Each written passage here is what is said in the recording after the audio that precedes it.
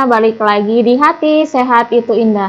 Nah, Tribuners, hari ini kita akan berbicara mengenai bagaimana sih ciri-ciri anak terlambat bicara bersama dengan Dr. Roro Rukmi Windy Perdani dari Rumah Sakit Hermina. Halo, Dok. Halo, Assalamualaikum Mbak.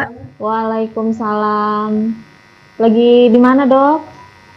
Biasa Mbak di tempat praktek nih hari gini. Sehat ya, Dok ya? Alhamdulillah. Mbak Dini sehat? Sehat. Iya. Nah, Dok, hari ini Dok kita bakal bahas mengenai anak, apa sih yang menyebabkan anak terlambat bicara? Karena ini masih banyak dipertanyakan orang tua ya, Dok ya. Ya. Malah ada saya nggak tahu nih, Dok ya, malah ada orang tua tuh yang berpendapat gini, Dok. Kalau anaknya jalan duluan, berarti bicaranya terlambat. Kalau bicaranya duluan, jalannya terlambat gitu, Dok. Ada, Dok, kayak gitu. Gitu. Nah, sebenarnya anak terlambat bicara ini bagaimana ini, Dok? Iya. Bicara itu sebenarnya merupakan salah satu dari perkembangan anak. Kita tahu perkembangan anak sebenarnya secara konvensional itu ada 4 Mbak Dini, yaitu motorik kasar, motorik halus, personal sosial, dan bahasa ya sebenarnya ya, bahasa dan bicara gitu ya. Kalau bicara itu bagian dari bahasa. Nah, bahasa itu ada yang diungkapkan ekspresif ya, itu mungkin yang disebut dengan bicara ya. Ada yang diterima atau reseptif, artinya dia menerima, memahami apa yang dikatakan oleh orang lain. Nah, jadi kalau misalnya ada keterlambatan atau gangguan dari bahasa atau bicara, itu artinya sama dengan gangguan perkembangan yang lain yang tadi udah saya sebutkan, tidak sesuai dengan milestone-nya. Milestone itu artinya tahapan yang harus dicapai, yang harusnya dicapai di usia tertentu. Dalam menilai perkembangan anak, termasuk bicara dan bahasa, kita itu punya milestone. Misalnya di usia 0 sampai 3 bulan, seorang anak atau bayi itu sudah bisa apa? Bicara dan bahasanya. Di usia 3 sampai 6 bulan, 6 sampai 9 bulan, seperti itu. Jadi ada tonggak-tonggak usianya, gitu ya. Nah, tentunya itu dengan kisaran. Kisaran itu artinya tidak seperti saklek harus seperti ini gitu ya. Ada kisarannya bisa apa, seperti itu. Nah, jika tidak sesuai dengan milestone tersebut, itu yang kita sebut dengan keterlambatan. Ya, dalam arti tidak sesuai itu kurang ya, kurang dibandingkan usia milestone-nya gitu. Kemampuannya kurang. Iya. Nah, kalau ciri-ciri anak terlambat bicara itu gimana, Dok? Apa dia ininya nggak bisa mengucapkan dengan benar atau gimana gitu, Dok? Iya, jadi memang jenis-jenisnya banyak ya, keterlambatan atau gangguan bahasa dan bicara. Ya, seperti yang Mbak Dini sebutkan barusan, salah satunya gangguan artikulasi atau menyebutkan ya. Misalnya di usia 4 tahun ya, ngomong makan itu cuman akan misalnya gitu ya. Harusnya kan udah bisa ngomong makan ya gitu. Susu itu dia tuh misalnya baru bisa gitu ya. Gitu. Jadi artikulasi ya. Atau memang kosakatanya yang kurang. Ya, kosakata kurang, memang dia itu sedikit, misalnya di usia 2 tahun baru bisa ngomong ma, pa gitu ya. Nah, jadi macam-macam jenisnya ya. Nah, kalau artikulasi biasanya memang kaitannya dengan organ-organ bicara, misalnya di mulut, seperti itu ya. Gitu. Kalau misalnya keterlambatan ya, tadi misalnya kosakatanya sedikit, ya harusnya udah bisa mengucapkan satu kata yang terdiri dari 2 suku kata, misalnya di usia 1 tahun, mama, dia belum bisa, baru kayak gitu ya misalnya. Nah, jadi itu ya bisa aja ada gangguan atau proses bicara yang terjadi bisa di otak misalnya ya. Gitu. Jadi karena kalau kita bicara mengenai proses bicara atau bahasa itu, maka dimulai dari adanya rangsangan atau stimulus ya, lalu nanti diproses ya di otak ya, ada pemrosesan sehingga nanti muncullah bahasa ekspresifnya. Itu kalau kita bicara bahasa ekspresif. Kalau kita bicara bahasa reseptif, ya muncullah bahasa reseptifnya berupa pemahaman. Misalnya udah bisa disuruh ya. Jadi bahasa itu jangan hanya kita anggap yang ekspresif saja. Misalnya anak usia setahun, Dek, jangan. Nah, udah bisa mengartikan bahwa jangan tuh jangan makan atau sini, dia ke sini ya. Nah, itu sebenarnya bahasa juga reseptif tapi menerima, memahami perintah ya. Nah, jadi bisa terganggu keduanya, bisa terganggu salah satunya aja. Yang seringnya reseptifnya tidak terganggu, sering ya, tapi ekspresinya terganggu misalnya. Gitu ya. Iya. Nah dok, biasanya di usia berapa dok anak itu sudah mulai terlihat mengalami terlambat bicara dok? Iya. Kalau orang tua sebaiknya memahami milestone tadi. Sebenarnya sudah ada kuesioner pre-screening perkembangan KPSP ya. Itu bisa di-download secara gratis kalau orang tua mencari misalnya di internet ya. Atau misalnya orang tua mendapatkan buku KIA ya, Kesehatan Ibu dan Anak. Disitulah mulai dari 0 bulan ya itu juga bisa diidentifikasi ya, jadi tidak keterlanjuran sampai misalnya berlarut-larut. Meskipun dokter memang harus hati-hati dalam menegakkan diagnosis terlambat bicara, sebaiknya tidak terburu-buru ya. Kita red flag atau bendera merah maksudnya itu waspada gitu ya, itu memang sekitar di usia 2 tahun harusnya, tapi tidak menunggu sampai 2 tahun dulu sebagai orang tua.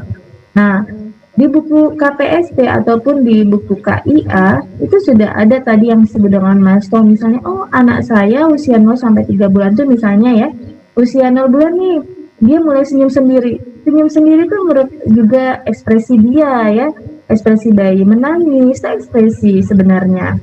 Terus usia 3 bulan misalnya udah bisa kuing tuh kayak gitu ya. Nah itu sebenarnya bahasa itu artinya kalau belum muncul di usia segitu, nah itu sudah mulai mengkonsultasikan, jadi tidak berlarut-larut seperti itu ya. Semakin dini kita mengkonsultasikan jika ada ciri-ciri keterlambatan bicara atau bahasa, insya Allah kan intervensinya semakin dini juga. Jadi mudah-mudahan jika memang itu tergantung penyebab. Jika penyebabnya misalnya kurangnya stimulus atau rangsangan, nah itu bisa dilakukan dengan segera.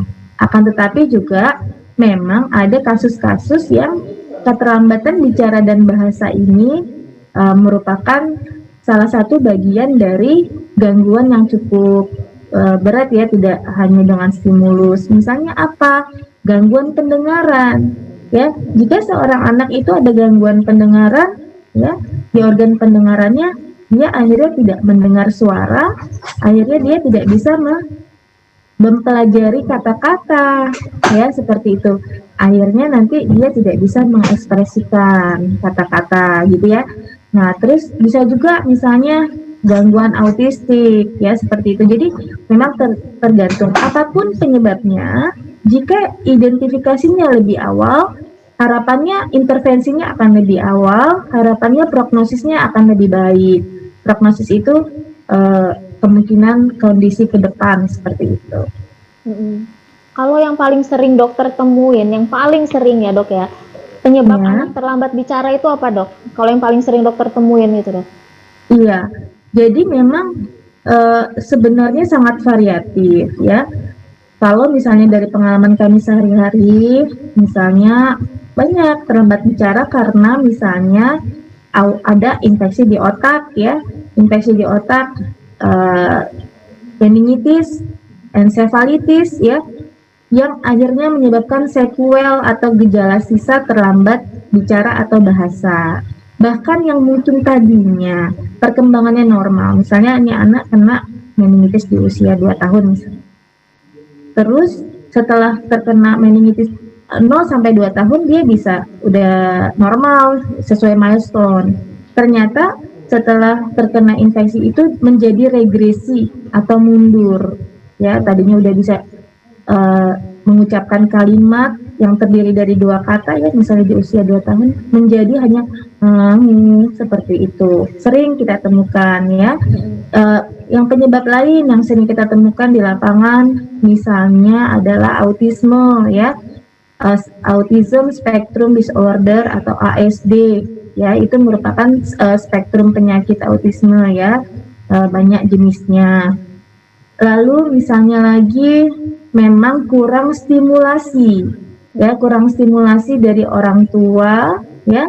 Lalu misalnya lagi paparan gadget, apakah itu HP ya, nonton YouTube, nonton ya di HP seperti itu tanpa didampingi orang tua di usia dini ya. Harusnya kan tidak boleh ada paparan gadget sebelum usia 2 tahun ya, termasuk nonton televisi tidak disarankan sebelum usia 2 tahun. Seperti itu hal-hal yang kami temukan di lapangan menjadi penyebab dari keterlambatan bicara atau bahasa. Iya dok, nah itu yang menarik itu yang baru saya tahu itu karena paparan gadget ya dok ya, terlalu sering main gadget, anak jadi terlambat bicara. Itu kok bisa sih dok? Apa radiasinya? Apa dia jadi malas untuk bicara, malas untuk bergerak gitu dok? Makanya dia jadi terlambat. Iya, jadi ketika kita mempelajari sesuatu kita butuh fokus atau konsentrasi ya.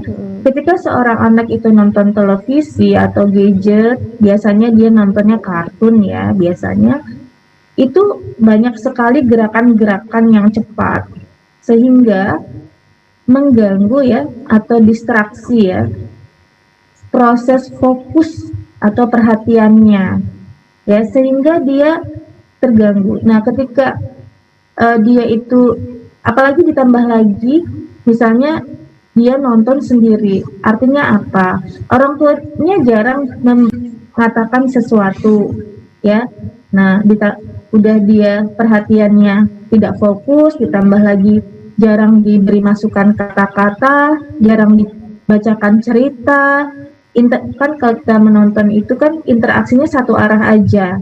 Berbeda jika diajak bicara, interaksinya akan 2 arah. Misalnya orang tua membacakan cerita, nunjukin hewan-hewan atau tanaman ya, seperti itu kan nanti ini apa, ini kan ada interaksi, tapi kok nonton tidak ya, jadi dia tidak ada stimulasi, terus konsentrasi terganggu ya. Nah, itu dilakukan terus menerus ya. Nah, bagaimana dia belajar untuk bicara dan ya untuk bicara jika seperti itu ya, akhirnya dia kesulitan untuk belajar, untuk fokus, akhirnya menjadi terlambat, dia tidak bisa mengekspresikan bahasanya, seperti itu. Wah, itu makanya dokter selalu bilang ya, anak-anak di bawah umur itu jauh-jauhin dulu dari gadget ya dok ya. Iya, 2 tahun Ikatan Dokter Anak Indonesia, IDAI, dan juga sebenarnya dari American Academy of Pediatrics ya, dan juga banyak guideline di internasional bahwa di bawah 2 tahun tidak disarankan dipaparkan dengan gadget ya. Nah, untuk IDAI sendiri di atas 2 tahun pun jika sudah ada paparan pun dibatasi screen time, waktu ya dipaparkan dengan gadget seperti televisi, mobile phone, seperti itu ya. Itu 1 jam per hari maksimal gitu. Ya itulah dok ya, tapi kan kadang orang tua itu ada yang suka ngambil simpel ya dok ya, lagi sibuk ya udahlah anaknya kasih gadget aja gitu, ntar juga anteng ya kan gitu dok ya, baiknya kayak gitu ya. Apalagi kalau anak dikasih gadget kan anteng. Kalau misalnya orang tua sibuk bekerja, lagi ada deadline kerja misalnya, kalau anaknya anteng kan jadi cepat selesai, tapi ternyata anak itu menjadi hidup di dunianya sendiri, dia tidak dirangsang atau distimulus untuk bicara seperti itu. Nah dok, kalau dokter menemukan ada anak yang dibawa orang tuanya ke dokter karena terlambat bicara, apa yang dokter lakuin dok untuk membantu anak ini dok?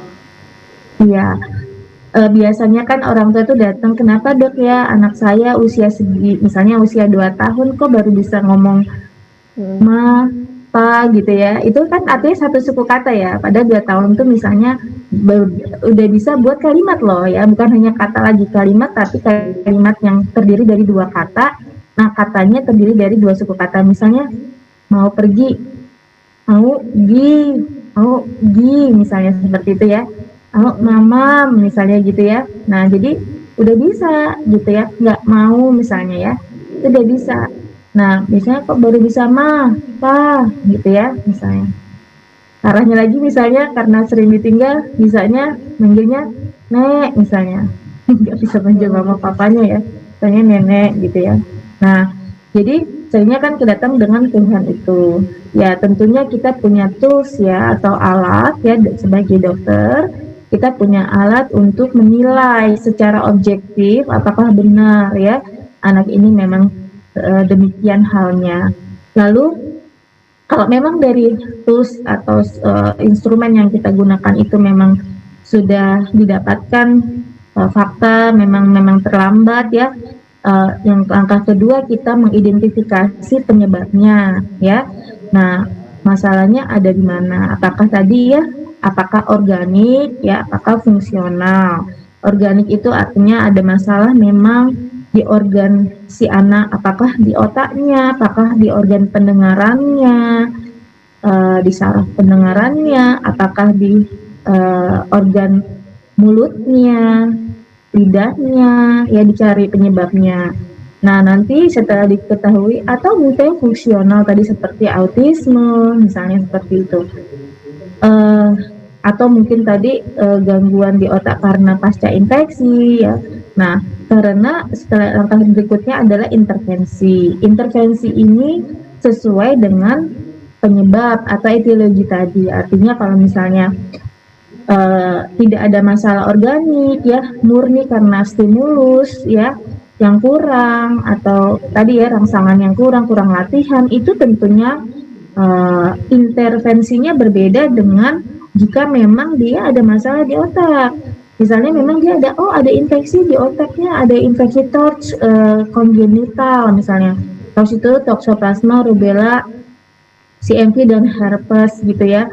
Nah, itu kan sering tuh menyebabkan kecacatan termasuk gangguan sensori neural ya, pendengaran, saraf ya, sehingga berdampak pada terlambat bicara. Itu tentunya intervensinya juga berbeda dan targetnya juga berbeda.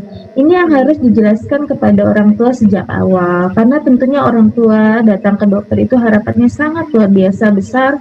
Misalnya ada keterlambatan bicara, betul-betul pasti harapannya, oh anak saya jika dibawa ke dokter, jika mungkin ada terapi, apakah itu obat atau itu misalnya terapi rehabilitasi medik dengan terapi bicara, misalnya harapannya oh pasti ini akan normal. Ya itu belum tentu, makanya dokter juga akan menjelaskan dari awal penyebabnya apa, sehingga misalnya ada intervensi akan targetnya seperti apa. Seperti itu tergantung dari kondisi anak tersebut. Tuh. Iya. Nah kalau tadi yang karena infeksi tadi itu dokter sudah mengobati infeksinya. Iya. Itu nanti dia butuh waktu berapa lama gitu dok untuk dia akhirnya nanti bisa bicara lagi anak ini dok? Iya. Jadi tadi jika memang misalnya pasca meningitis ensefalitis dan memang kerusakannya luas, kita bisa lihat dengan pemeriksaan penunjang, misalnya MRI ya, itu bahkan mungkin ya dia sudah tidak bisa lagi ke normal, bukan mengecilkan hati ya atau memvonis mendahului kehendak Tuhan, bukan seperti itu. Secara teorinya misalkan memang kita tahu proses bicara itu juga melibatkan proses di otak seperti saya sebutkan sebelumnya, bahwa jadi kalau ada gangguan saraf di otak, kita tahu gangguan saraf itu sifatnya permanen, irreversible, artinya tidak, jika sudah rusak kita tidak mampu untuk memperbaiki lagi seperti itu. Jadi kita murni mengandalkan bagian otak yang tidak rusak. Nah, jika memang bagian otak yang rusak itu kebetulan memang pusat dari pengaturan bicara dan bahasa, ya kita harus jelaskan bahwa intervensi yang akan kita berikan ya tentunya mungkin tidak bisa diharapkan mencapai normal si anak ini. Ya memang itu suatu kenyataan yang sangat berat, dan kita pun pasti sebenarnya tidak berkehendak seperti itu. Akan tetapi jika tidak disampaikan sejak awal, harapannya khawatirnya orang tua berharap betul-betul kembali normal, dan bahkan nanti berakhir dengan kekecewaan. Jadi kita memang harus memberikan penjelasan sejak awal. Tuh. Misalnya kalau karena stimulasi itu masih bisa, insya Allah ya, sepanjang akhirnya anak itu diberikan stimulasi yang baik, tapi tidak ada masalah organik yang lainnya misalnya, insya Allah dia akan bisa bicara dengan baik ya, normal sesuai usianya, meskipun memang kembali lagi kapan bisa kembali normalnya itu juga dipengaruhi berbagai faktor, misalnya keaktifan dari keluarga, dalam hal ini terutama ayah ibu, mungkin orang terdekat ataupun caregiver atau pengasuh jika ayah ibu bekerja, lalu kecerdasan si anak itu sendiri ya, seperti itu. Jadi banyak faktor yang mempengaruhi, tapi mungkin harapannya insya Allah masih bisa kembali mencapai tahapannya sesuai perkembangan seharusnya, kalau dia tidak ada masalah-masalah di otak, di saraf, seperti itu ya. Kalau karena gadget ya harus dijauhin ya dok gadgetnya ya. Iya, nggak boleh. Nggak boleh lagi. Jadi orang tuanya pun memberikan contoh ya, ketika bersama anak betul-betul gadgetnya pun harus ditaruh, karena kan anak itu mencontoh ya, anak itu melihat perilaku dari orang di sekitarnya, termasuk orang tua. Kalau anaknya disetrap main HP, tapi misalnya orang tuanya asik main HP, ya anaknya ya bingung ya, kok dia nggak boleh, tapi kok orang tuanya main ya gitu, main HP terus, ya bingung ya orang anaknya. Marah, yang ada nanti marah gitu. Iya dok, saya itu penasaran dok, yang saya bilang di awal tadi itu dok. Jadi ada orang yang berpendapat gitu kalau anaknya jalan duluan, biasanya bicaranya tuh terlambat. Nah itu benar apa nggak dok? Itu mitos apa fakta dok? Iya, sepertinya itu mitos, karena kan kita tahu ya, tadi di awal kita bicara bahwa ada tahapan perkembangan anak ya, motorik kasar, motorik halus, personal, sosial, dan bahasa. Berjalan merupakan tahapan dari motorik kasar ya. Nah, jadi semua aspek perkembangan ya di 4 sektor itu seharusnya berjalan sesuai dengan usia ya, tidak dikalahkan satu dengan lainnya, seperti itu ya. Jadi betul-betul dalam penilaian pun kita memang membedakan penilaian perkembangan anak ya. Jika seorang anak datang kontrol gitu ya, kita akan menilai keempat tersebut satu persatu, kita nilai ya. Jadi semuanya artinya sesuai dengan usianya gitu. Kan berarti kalau misalnya saat berjalan dulu baru bicara terlambat atau sebaliknya, seperti itu. Iya. Mitosnya memang ada beberapa dok. Satu mitos lagi katanya penyebab anak terlambat bicara itu karena waktu anak itu diajakin ngomong, orang tua itu cadel-cadelin dok ngomongnya dok. Oh iya, kalau itu benar, karena gini. Jadi kita walaupun anak kita cadel, maksudnya masih cadel ya, belum bisa ngomong R atau misalnya apa ya, apa mbak misalnya, num misalnya num gitu ya, ya kita tetap bicara minum, ya beritahu kata-kata yang benarnya bahwa num itu maksudnya minum. Cuman kan emang adik belum bisa ngomong secara lengkap. Kan memang kalau misalnya sesuai dengan usianya, misalnya 9 bulan misalnya, num, ya itu masih kita bisa masih toleransi, ya masih boleh misalnya.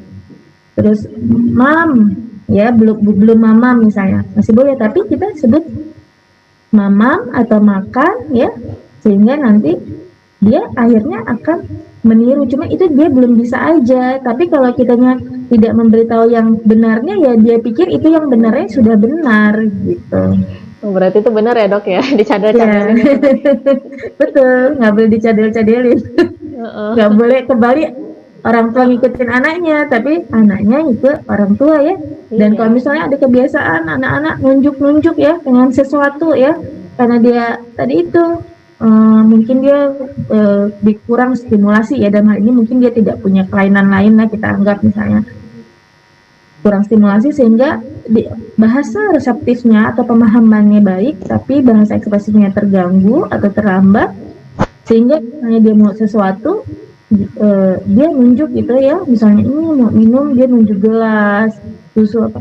Nah itu juga nggak boleh karena nggak boleh diikutin ya, walaupun orang tua tahu maksudnya itu minta itu ya, jadi harus ngomong minta apa ya, coba adik ngomong maunya apa ya, bilang dulu susu, misalnya dia pengen susu ya, tunggu dia sampai bicara, jangan selalu diikutin, nanti kalau enggak ya akhirnya tidak bicara gitu gitu.